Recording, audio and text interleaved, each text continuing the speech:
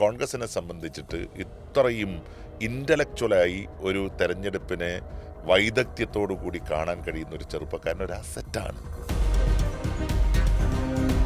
കേരളത്തിലെ എലക്ഷൻ കൈകാര്യം ചെയ്യാൻ കഴിയുന്ന ഒരു team Congress and team UDF. Sunil Kanugolu, ഇത് കേരളത്തിലെ കോൺഗ്രസ് രാഷ്ട്രീയത്തിൽ ഒരു അദൃശ്യമായി കേട്ടുവരുന്ന ഒരു പേരാണ്. എന്താണ് ഈ ഒരു അദൃശ്യ ശക്തി എന്നൊക്കെ പറയുന്നത് പോലെ കേരളത്തിലെ സ്ഥാനാർത്ഥി നിർണയവും അതുപോലെ തെരഞ്ഞെടുപ്പ് അടുത്ത സമയത്ത് മൊത്തം നിയന്ത്രിക്കുന്നു എന്നൊക്കെ പറഞ്ഞ് വലിയ വാർത്താ പ്രാധാന്യം ഇതിന് നൽകുകയാണ്. സത്യത്തിൽ കർണാടക മുഖ്യമന്ത്രിയുടെ രാഷ്ട്രീയ ഉപദേഷ്ടാവായ ഒരു മനുഷ്യൻ അല്ലെങ്കിൽ ഒരു എലക്ഷൻ സ്ട്രാറ്റജിസ്റ്റ് കേരളത്തിൽ എത്രത്തോളം ഇടപെടുന്നു എന്ന് തോന്നുന്നു? സത്യം പറഞ്ഞാൽ ഇപ്പോൾ ഈ പുതിയ കാലഘട്ടത്തിൽ എലക്ഷൻ നിയന്ത്രിക്കുക എന്ന് പറയുന്നത് സംഘടനാപരമായിട്ടുള്ള ഉത്തരവാദിത്വത്തോടൊപ്പം തന്നെ പ്രൊഫഷണലുകളുടെയും ഉത്തരവാദിത്തമാണ്. കാരണം കാലം അത്ര വേഗം മാറിക്കൊണ്ടിരിക്കുകയാണ്. പുതിയ തലമുറയിലെ ആളുകളുമായി ബന്ധപ്പെട്ട വിഷയങ്ങൾ കൈകാര്യം ചെയ്യുന്ന കാര്യത്തിൽ, ചർച്ച ചെയ്യുന്ന കാര്യത്തിലൊക്കെ ഒരു എക്സ്പേർട്ട് ഒപ്പീനിയൻ എപ്പോഴും രാഷ്ട്രീയ പാർട്ടികൾക്ക് അനിവാര്യമാണ്. അതുപോലെ തന്നെ തെരഞ്ഞെടുപ്പിനെ നിയന്ത്രിക്കുക, തെരഞ്ഞെടുപ്പിൻ്റെ തന്ത്രങ്ങൾ ആവിഷ്കരിക്കുക, തെരഞ്ഞെടുപ്പിൽ സ്ഥാനാർത്ഥികളെ കണ്ടെത്തുക എന്നൊക്കെ പറയുന്നത് ഒരു ഭഗീരഥ പ്രയത്നമാണ്. ആ പ്രയത്നത്തിന് വേണ്ടിയിട്ട് ഇന്ത്യയിലെ ഏത് സ്റ്റേറ്റ് പരിശോധിച്ച് കഴിഞ്ഞാലും അവിടെയെല്ലാം നമുക്ക് ഇത്തരം എലക്ഷൻ മാനേജ്മെൻറ്റ് നടത്തുന്ന വ്യക്തികളെ നമുക്ക് കാണാൻ വേണ്ടി സാധിക്കും. ശ്രീ സുനിൽ കനകുലു എന്ന് പറയുന്നത് പല ആളുകളും കണ്ടിട്ടില്ലാത്ത ഒരാളാണ്. പക്ഷേ കേരളത്തിലെ നേതൃത്വവുമായി നിരന്തരമായി ബന്ധം സ്ഥാപിച്ചിട്ടുള്ള ഒരു യഥാർത്ഥ കോൺഗ്രസ്സുകാരനാണ്. ₹1 പോലും പ്രതിഫലം വാങ്ങിക്കാതെയാണ് അദ്ദേഹം കേരളത്തിലെ തെരഞ്ഞെടുപ്പിന്, കോൺഗ്രസിൻ്റെ UDFൻ്റെ തെരഞ്ഞെടുപ്പിന് ഏതെങ്കിലും രീതിയിലുള്ള പിന്തുണ നൽകുന്നുണ്ടെങ്കിൽ ആ പിന്തുണ നൽകിക്കൊണ്ടിരിക്കുന്നത്. ഇപ്പോൾ ഉദാഹരണത്തിന് കേരളത്തിലെ 140 നിയമസഭാ മണ്ഡലങ്ങളിൽ കോൺഗ്രസ് മത്സരിക്കുന്ന 90ഓളം സീറ്റുകൾ. ആ സീറ്റുകളിൽ സ്ഥാനാർത്ഥിത്വത്തിന് ആഗ്രഹിക്കുന്ന ധാരാളം ആളുകളുണ്ടാവും. ആ ആളുകൾക്കെല്ലാം വ്യക്തിപരമായിട്ട് ലീഡേഴ്സുമായിട്ട് നല്ല ബന്ധമുണ്ടാവും. പ്രവർത്തന രംഗത്ത് അവരെല്ലാവരും ഒരുപോലെ സജീവമായിരിക്കും. വളരെ ഫ്യൂച്ചറിസ്റ്റിക് ആയിട്ട് നമുക്ക് തോന്നുന്ന ആളുകളായിരിക്കും. പക്ഷെ ആ കൂട്ടത്തിൽ ഒരാളെ തിരഞ്ഞെടുക്കുക എന്ന് പറയുന്നത് അത്ര ചെറിയ കാര്യമല്ല. അപ്പോൾ അങ്ങനെ ഒരാളെ തിരഞ്ഞെടുക്കാൻ പാർട്ടി ഉപയോഗിക്കുന്ന ഒരു മെഷർമെൻ്റാണ് സത്യത്തിൽ ഈ സർവേ എന്ന് പറയുന്നത്. ആ സർവേയാണ് കേരളത്തിലെ സ്ഥാനാർത്ഥികളുമായി ബന്ധപ്പെട്ട് ഓരോ നിയമസഭാ നിയോജക മണ്ഡലങ്ങളിലും ഇപ്പോൾ നടന്നുകൊണ്ടിരിക്കുന്നത്. ആ സർവേയുടെ അടിസ്ഥാനത്തിൽ കുറേ കൂടി ഗഹനമായി അല്ലെങ്കിൽ ആഴത്തിൽ ഓരോ സ്ഥാനാർത്ഥിയെയും കുറിച്ച് സംസാരിക്കാനുള്ള ഒരു പ്ലാറ്റ്ഫോമാണ് നേതൃത്വത്തെ സംബന്ധിച്ചിട്ട് കിട്ടുന്നത്. ശ്രീ സുനിൽ കനകുലുവിനെ കുറിച്ചിട്ട് CPM ആണ് ഏറ്റവും കൂടുതൽ സംസാരിച്ചു കൊണ്ടിരിക്കുന്നത്. എന്ത് കോൺഗ്രസിൻ്റെ തന്ത്രങ്ങളുണ്ടായാലും ആ തന്ത്രങ്ങളെല്ലാം കനകുലു തന്ത്രം എന്ന് പറഞ്ഞുകൊണ്ട് കനകുലുവിനെ ഡിമോറലൈസ് ചെയ്യാൻ എന്നതിനപ്പുറം പാർട്ടിയെ തന്നെ വളരെ അപകടകരമായിട്ടുള്ളൊരു പശ്ചാത്തലത്തിൽ നിർത്താൻ CPM ശ്രമിച്ചുകൊണ്ടേയിരിക്കുന്നു. പക്ഷേ CPM തിരിച്ചറിയേണ്ട ഒരു കാര്യം, ഈ പറയുന്ന എലക്ഷൻ മാനേജ്മെൻറ്റ് വിദഗ്ധരെ പോലെ തന്നെ കേരളത്തിലെ എലക്ഷൻ കൈകാര്യം ചെയ്യാൻ കഴിയുന്ന ഒരു team Congress and team UDF അത് കേരളത്തിൽ പ്രവർത്തിക്കുന്നു എന്നുള്ളതാണ്. അപ്പോൾ അദൃശ്യൻ ആണ് സുനിൽ കനകുലു എന്ന് പറയാൻ സാധിക്കില്ല. അദ്ദേഹം സാധാരണ നേതാക്കന്മാരുടെയും പ്രവർത്തകന്മാരുടെയും ഇടയിൽ നിന്ന് മാറി നിൽക്കുന്നത് തന്നെ സത്യസന്ധമായി അദ്ദേഹത്തിൻ്റെ പ്രവർത്തനങ്ങൾ നടത്തണം എന്നുള്ളത് കൊണ്ടായിരിക്കണം എന്നാണ് എൻ്റെ അനുമാനം. പക്ഷേ ഈ അടുത്ത കാലത്തൊക്കെ വന്നിരിക്കുന്ന സുനിൽ കനുകൊലുവിൻ്റെ എന്ന് പറയുന്ന റിപ്പോർട്ടുകൾ അത് എത്രത്തോളം സത്യമുണ്ട് എന്നുള്ളത് കണ്ടെത്തേണ്ടതുണ്ട്. കഴിഞ്ഞ ദിവസം വന്നിരിക്കുന്ന ഒരു കാര്യം, കേരളത്തിൽ ഇഞ്ചോടിഞ്ചാണ് പോരാട്ടമെന്നും 4 ജില്ലകൾ UDFനെ പൂർണ്ണമായും തകർക്കുന്ന ജില്ലകളാണ് എന്നുള്ളതാണ്. അതായത് തൃശ്ശൂർ, പാലക്കാട്, തിരുവനന്തപുരം, ആലപ്പുഴ എന്നീ ജില്ലകൾ. ഇതൊക്കെ യഥാർത്ഥത്തിൽ സുനിൽ കനുകൊലു പുറത്തുവിടുന്ന വാർത്തകൾ തന്നെയാണോ? എനിക്ക് സംശയം കേരളത്തിൽ എത്ര മാധ്യമപ്രവർത്തകന്മാരുടെ കയ്യിൽ സുനിൽ കനകുലുവിൻ്റെ കോൺടാക്റ്റ് നമ്പർ ഉണ്ട് എന്നുള്ളതാണ്. അതുപോലും അവരുടെ കയ്യിൽ ഉണ്ടാവാൻ വളരെ സാധ്യത കുറവാണ്. രണ്ടാമത്തെ കാര്യം, റിപ്പോർട്ടർ ചാനൽ പോലെ കേരളത്തിലെ ചില ചാനലുകൾ കോൺഗ്രസിനെ നിരന്തരമായി വേട്ടയാടാൻ ഉപയോഗിക്കുന്ന ഒരു പേരാണ് സുനിൽ കനകുലു എന്ന് പറയുന്നത്. അപ്പോൾ അദ്ദേഹം അങ്ങനെ പറഞ്ഞു, അദ്ദേഹം ഇങ്ങനെ പറഞ്ഞു. അതിനൊന്നും ഒരു ബേസിക് ആയിട്ടുള്ള ഡോക്യുമെൻറ്റിൻ്റെ പിൻബലമില്ല. അതല്ലെങ്കിൽ ഒരു ബൈറ്റിൻ്റെ പിൻബലമില്ല. യഥാർത്ഥത്തിൽ ഈ വാർത്ത ചെയ്യുമ്പോൾ വാർത്തയ്ക്ക് ഇപ്പം നമ്മൾ ഈ ഫോർത്ത് എസ്റ്റേറ്റ് എന്നൊക്കെ പറഞ്ഞിട്ട് വാർത്താ ലോകത്തെ കാണുമ്പോൾ അത് ജുഡീഷ്യറിക്കും എക്സിക്യൂട്ടീവിനും ലെജിസ്ലേച്ചറിനും ഒപ്പം തന്നെ നിൽക്കുന്ന പ്രാധാന്യത്തോടു കൂടി കാണുന്ന ഒരു മേഖലയാണ് മാധ്യമ ലോകം എന്ന് പറയുന്നത്. പക്ഷേ ഒരു അടിസ്ഥാനവും ഇല്ലാതെയാണ് വാർത്തകൾ പടച്ചു വിട്ടുകൊണ്ടിരിക്കുന്നത്.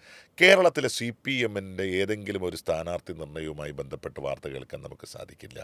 അവിടെ ഏതെങ്കിലും ചർച്ച ആരംഭിച്ചത് നമുക്കിപ്പോഴും അറിയാൻ സാധിക്കില്ല. കോൺഗ്രസിനെ അന്തരീക്ഷത്തിൽ നിന്ന് വാർത്തയെടുക്കുക, കോൺഗ്രസിനെതിരെ കൊടുക്കുക, അന്തരീക്ഷത്തിൽ നിന്ന് വാർത്തയെടുക്കുക, 4 ജില്ലകൾ പരിക്കുണ്ട് എന്ന് പറയുക എന്നല്ലാതെ ഇതൊന്നും ഒരു ഇപ്പോൾ സുനിൽ കനകുലു എന്ന് പറയുന്ന തെരഞ്ഞെടുപ്പ് വിശാരദൻ അല്ലെങ്കിൽ തെരഞ്ഞെടുപ്പിൻ്റെ തന്ത്രജ്ഞൻ, അദ്ദേഹത്തിൻ്റെ ഒരു ബൈറ്റ് അല്ലെങ്കിൽ അദ്ദേഹത്തിൻ്റെ ഒരു ഫോൺ കോൾ അതല്ലെങ്കിൽ അദ്ദേഹത്തിൻ്റെ ഒരു ഡോക്യുമെൻറ്റിനെ ബേസ് ചെയ്തിട്ടാണ് ഈ വാർത്തകളൊക്കെ വരുന്നത് എങ്കിൽ നമുക്ക് പറയാം ഇതൊക്കെ കനകലു എന്ന് പറയുന്ന ഒരു തെരഞ്ഞെടുപ്പ് വിശാരദൻ്റെ നാമം ഉപയോഗിച്ച് കോൺഗ്രസിനെ തന്നെ ടാർഗറ്റ് ചെയ്യാൻ വേണ്ടിയിട്ട് ചില മാധ്യമങ്ങൾ ഉപയോഗിച്ചു കൊണ്ടിരിക്കുന്ന ഒരു തന്ത്രം മാത്രമാണ്.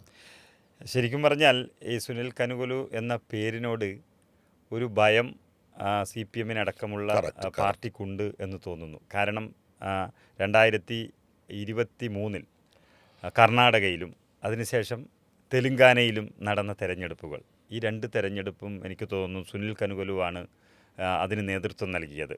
അദ്ദേഹത്തെ KC വേണുഗോപാലും അതുപോലെ രാഹുൽ ഗാന്ധിയും അവിടെ പോയി എല്ലാ കാര്യങ്ങളും നിയന്ത്രിക്കാൻ ഏൽപ്പിച്ചിരുന്നു. അതുപ്രകാരമാണ് കർണാടകയിൽ തെരഞ്ഞെടുപ്പ് നടന്നതും വലിയ വിജയത്തിലേക്ക് എത്തിയതും. അതിനുശേഷം തെലുങ്കാനയിലും വന്നു. അപ്പോൾ കേരളത്തിലും അത് സംഭവിക്കുമെന്നുള്ളൊരു ഭയമാണോ ശരിക്കും കനുകുലുവിനെ ഒരു തമാശ കഥാപാത്രമായി അവതരിപ്പിക്കാൻ ഇവരെ പ്രേരിപ്പിക്കുന്നത്? ഈ പ്രശാന്ത് കിഷോർ, അതെ, ആ പേരാണ് നമ്മൾ തെരഞ്ഞെടുപ്പ് വിദഗ്ധന്മാരുടെ കൂട്ടത്തിൽ ആദ്യം കേട്ടത്. അദ്ദേഹമാണ് മോദിയെ അധികാരത്തിലെത്തിച്ചത് എന്ന് തുടങ്ങി നിരവധിയായിട്ടുള്ള ബീഹാർ ഉൾപ്പെടെയുള്ള സ്റ്റേറ്റുകളുമായി ബന്ധപ്പെട്ട പല വാർത്തകളും നമ്മൾ കേട്ടു. പക്ഷേ അപ്പോഴും നമ്മൾ അറിയേണ്ട ഒരു കാര്യം, കർണാടകത്തിലെ ഒരു കോൺഗ്രസ് സർക്കാർ വരുന്നതിനും ശൂന്യതയിൽ നിന്ന് തെലുങ്കാനയിൽ ഒരു സർക്കാർ ഉണ്ടാവുക, അതാണ് ഏറ്റവും വലിയ അത്ഭുതം. വട്ടപൂജ്യത്തിൽ നിന്നൊരു സർക്കാർ ഉണ്ടാവുക, ആ സർക്കാരിന് വളരെ ചെറുപ്പക്കാരനായിട്ടുള്ള ഒരു മുഖ്യമന്ത്രി ഉണ്ടാവുക എന്നൊക്കെ പറയുന്ന ഒരു അത്ഭുതം ഈ 2 സ്റ്റേറ്റിലും സംഭവിച്ചു. അപ്പോൾ സ്വാഭാവികമായിട്ടും കോൺഗ്രസിനെ സംബന്ധിച്ചിട്ട് ഇത്രയും ഇൻ്റലക്ച്വലായി ഒരു തെരഞ്ഞെടുപ്പിനെ വൈദഗ്ധ്യത്തോടു കൂടി കാണാൻ കഴിയുന്ന ഒരു ചെറുപ്പക്കാരൻ ഒരു അസറ്റാണ്.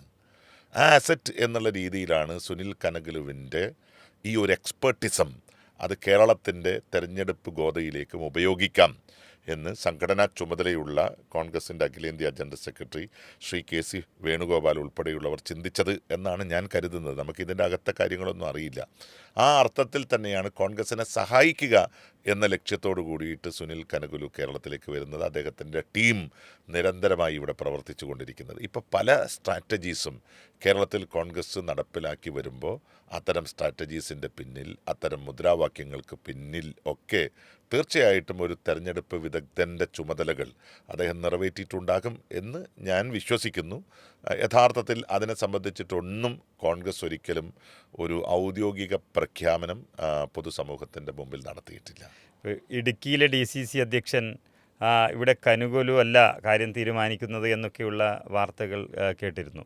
അപ്പം അതുപോലെ പറയാനുള്ളവർക്ക് പല സങ്കുചിത ചിന്തകളും കൊണ്ട് പലതും പറഞ്ഞു തന്നിരിക്കാം. പക്ഷേ സുനിൽ കനുകുലു എന്ന് പറയുന്ന ഈ സ്ട്രാറ്റജിസ്റ്റ് കേരളത്തിൽ കർണാടകത്തിലും തെലുങ്കാനയിലും നടത്തി വിജയിപ്പിച്ചതുപോലെ എന്തെങ്കിലും കേരളത്തിൽ നടത്താൻ ഉദ്ദേശിക്കുന്നുണ്ടെങ്കിൽ അതിന് KPCCയും പിന്തുണ നൽകില്ലേ? അതുപോലെ അത് വിജയത്തിലേക്ക് എത്തില്ലേ? തീർച്ചയായിട്ടും ഒരു തെരഞ്ഞെടുപ്പ് വിദഗ്ധൻ്റെ അഭിപ്രായങ്ങൾ ചെവിക്കൊള്ളാതെ ഒരു മുന്നണിക്കും ഒരു പാർട്ടിക്കും മുന്നോട്ട് പോകാൻ സാധിക്കില്ല. അദ്ദേഹത്തിൻ്റെ ഇൻവോൾവ്മെൻറ്റ് ആ സ്റ്റേറ്റുമായി ബന്ധപ്പെട്ടിട്ടുണ്ടെങ്കിൽ. അപ്പോൾ സ്വാഭാവികമായും ഒരു തെരഞ്ഞെടുപ്പ് വിദഗ്ധൻ എന്നുള്ള രീതിയിൽ 2 സ്റ്റേറ്റുകളുടെ തെരഞ്ഞെടുപ്പ് വിജയത്തിന് നായകത്വം നൽകിയ ഒരാൾ എന്നുള്ള രീതിയിൽ സുനിൽ കനകുലു അദ്ദേഹത്തിൻ്റെ ടീം കേരളത്തിൽ പ്രവർത്തിക്കുന്നുണ്ടെങ്കിൽ, കേരളത്തിൻ്റെ വിഷയങ്ങളിൽ ഇടപെടുന്നുണ്ടെങ്കിൽ, കേരളത്തിലെ കോൺഗ്രസിൻ്റെ സ്ട്രാറ്റജി നിർവഹിച്ചുകൊണ്ട് മുന്നോട്ട് പോകുന്നുണ്ടെങ്കിൽ സ്വാഭാവികമായും അദ്ദേഹത്തിൻ്റെ വാക്കുകൾക്ക് വില കൽപ്പിക്കുക തന്നെ ചെയ്യും എന്നാണ് ഞാൻ വിശ്വസിക്കുന്നത്. അപ്പോൾ ഇതിൽ കാലാകാലങ്ങളായി വന്നു UDFൽ അല്ലെങ്കിൽ കോൺഗ്രസിൽ ചില നിബന്ധനകളുണ്ട്, അല്ലെങ്കിൽ ചില സംവരണങ്ങളുണ്ട് എന്ന് തന്നെ പറയാം. അതായത് ഇന്ന മണ്ഡലം ഇന്ന ജാതിക്ക് അല്ലെങ്കിൽ ഇന്ന മതക്കാർക്ക് എന്നൊക്കെയുള്ളത്. പക്ഷേ അങ്ങനെയുള്ള ഇടത്ത് പോലും നല്ലൊരു സ്ഥാനാർത്ഥി അല്ലെങ്കിൽ നല്ല ജനസമ്മതിയുള്ള ഒരാൾ വരികയാണെങ്കിൽ സുനിൽ കനുകലു അദ്ദേഹത്തെയാണ് പറയുന്നതെങ്കിൽ അതിനെ അംഗീകരിക്കാൻ ഈ പാർട്ടി അല്ലെങ്കിൽ നേതൃത്വം തയ്യാറാകും. ഈ സോഷ്യൽ എഞ്ചിനീയറിംഗ് പാർട്ടി നടത്തുന്നതിനോടൊപ്പം തന്നെ ഒരു സോഷ്യൽ ബാലൻസിങ് പാർട്ടിക്കകത്ത് നടപ്പിലാക്കേണ്ടത് കേരളം പോലുള്ള ഒരു കൊച്ചു സംസ്ഥാനത്ത് അനിവാര്യമാണ്. പക്ഷേ പാർട്ടിയുടെ ഉന്നത നേതാക്കന്മാരെല്ലാം, കേരള പ്രദേശ് കോൺഗ്രസ് കമ്മിറ്റിയുടെ ഉന്നത നേതാക്കന്മാർ, പ്രതിപക്ഷ നേതാവ്, അഖിലേന്ത്യാ കോൺഗ്രസ് കമ്മിറ്റിയുടെ സംഘടനാ ചുമതലയുള്ള general secretary Shri KC Venugopal ഉൾപ്പെടെയുള്ള നേതാക്കന്മാർ ഒറ്റക്കെട്ടായി ആവർത്തിച്ചുകൊണ്ട് പറഞ്ഞുകൊണ്ടിരിക്കുന്ന ഒരു കാര്യം എന്ന് പറഞ്ഞാൽ വിന്നബിലിറ്റി, വിജയസാധ്യതയാണ് ആത്യന്തികം. കാരണം ഒരു സീറ്റെങ്കിൽ ഒരു സീറ്റ്. മുമ്പൊക്കെ പല സ്ഥലങ്ങളിലും ആഭ്യന്തര കലാപം പാർട്ടിക്കകത്ത് ഉണ്ടാകുമ്പോണ്ടായത് എന്താണ്, ഈ മണ്ഡലം തോറ്റാലും ശരി കേരളത്തിൽ ഭരണത്തിൽ വരും എന്നൊരു ചിന്ത വെച്ചു പുലർത്തിയ കുറേ ആളുകളെങ്കിലും കേരളത്തിലുണ്ടായിരുന്നു. അവരൊക്കെ തെരഞ്ഞെടുപ്പിൻ്റെ പരാജയത്തിൽ വലിയ പങ്ക് കേരളത്തിൽ നിർവഹിച്ചവരുമാണ്. പക്ഷേ ഇത്തവണ അതല്ല. ഓരോ മണ്ഡലവും UDF സംബന്ധിച്ചിട്ട് നിർണായകമാണ്. ആ മണ്ഡലത്തിൽ വിജയിച്ചു വരിക എന്ന് പറയുന്നത് തന്നെയാണ് കേരളം വിജയിച്ചു വരിക എന്നുള്ളതിൻ്റെ അടിസ്ഥാന ഘടകം. ആ അർത്ഥത്തിൽ വിന്നബിലിറ്റി, മറ്റെല്ലാ ഇപ്പോൾ പവി ചോദിച്ചതുപോലെ ജാതി മത മറ്റ് വിഭാഗീയ ചിന്താഗതികളെല്ലാം മാറ്റിവെച്ചുകൊണ്ട് വിന്നബിലിറ്റിയുള്ള ഒരു സ്ഥാനാർത്ഥിയെ മാറ്റി നിർത്താൻ UDF നേതൃത്വത്തിന്, വിശേഷ കോൺഗ്രസ് നേതൃത്വത്തിന് സാധിക്കില്ല. അങ്ങനെയുള്ളവർ തന്നെയായിരിക്കും ഇത്തവണ സ്ഥാനാർത്ഥിയായി വരിക. സ്വാഭാവികമായും മുമ്പൊക്കെ നമ്മൾ സ്ഥാനാർത്ഥി പട്ടിക കണ്ടാൽ ഇത്ര ഈഴവർ, ഇത്ര ക്രിസ്ത്യൻ, ഇത്ര നായർ, ഇത്ര മുസ്ലിം എന്നൊക്കെ കണ്ടതിന് പകരം നമ്മളൊരു ടോട്ടൽ ലിസ്റ്റ് നോക്കിയാൽ മതി.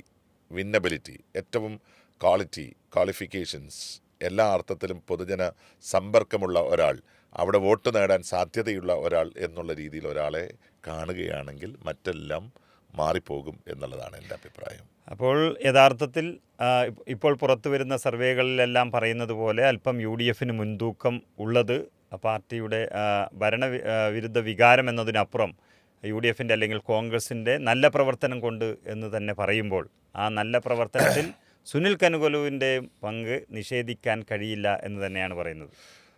തീർച്ചയായിട്ടും കേരളത്തിലെ സംഘടനാപരമായിട്ടുള്ള നിരവധി ഉത്തരവാദിത്വങ്ങളിൽ നിന്ന് നേതാക്കന്മാർക്ക് മാറി നിൽക്കാൻ കഴിഞ്ഞത് അദൃശ്യനായ ഒരു സുനിൽ കനുകലു ഇവിടെ ഉണ്ട് എന്നുള്ളത് കൊണ്ടാണ്.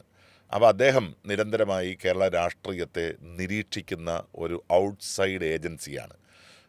അതിനോടൊപ്പം തന്നെ അദ്ദേഹം ഒരു കറകളഞ്ഞ കോൺഗ്രസ്സുകാരൻ കൂടിയാണ്. ആ അർത്ഥത്തിൽ അദ്ദേഹത്തിൻ്റെ പ്രവർത്തനങ്ങൾ വളരെ സക്രിയമായി UDF കോൺഗ്രസിനെയും ശക്തിപ്പെടുത്തും എന്നാണ് ഞാൻ കരുതുന്നത്. തീർച്ചയായിട്ടും അത്തരം പൊളിറ്റിക്കൽ എക്സ്പേർട്സ് അല്ലെങ്കിൽ എലക്ഷൻ എക്സ്പേർട്സ് ഒരു പാർട്ടിയെ സംബന്ധിച്ചിട്ട് കൂടെ ഉണ്ടാകുന്നത് എല്ലാ അർത്ഥത്തിലും ഗുണകരമായിരിക്കും.